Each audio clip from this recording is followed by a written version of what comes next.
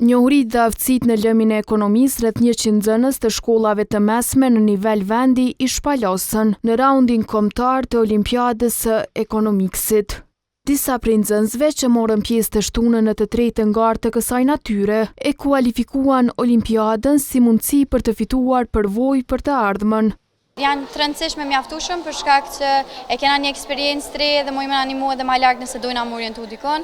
Gara përgjithësi u konë shumë mirë, kena kalu shumë mirë. Organizimi i testit gjithçka ka shku shumë rregull, na ka shumë kënaqsh me organizim, njëkohësisht edhe me stafin akademik na kanë pritur shumë mirë. Po ashtu edhe nuk ka pas diçka ndonjë parregullsi.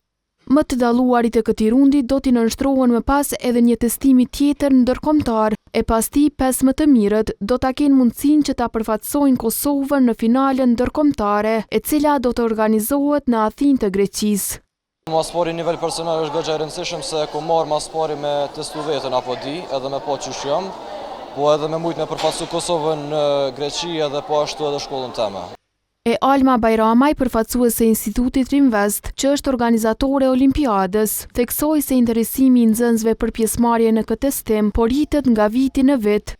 Jam ftuar rreth 100 nxënës nga rreth 30 shkolla të mesme të Kosovës, të klasave të 12-ta, të cilët garojnë për të marrë pjesë në garën internacionale që do të mbahet në Athinë të Greqisë. Duke marrë parasysh me vitet e kaluara ku kjo garë ka qenë e panjohur, meqense në vend nuk kemi organizime të tilla, çdo vit më shumë shohem një interesim më të madh si nga nxënësit po ashtu edhe nga shkollat. Finalja e Olimpiadës së Ekonomiksit në Athinë do të mbahet në gusht të këtij viti.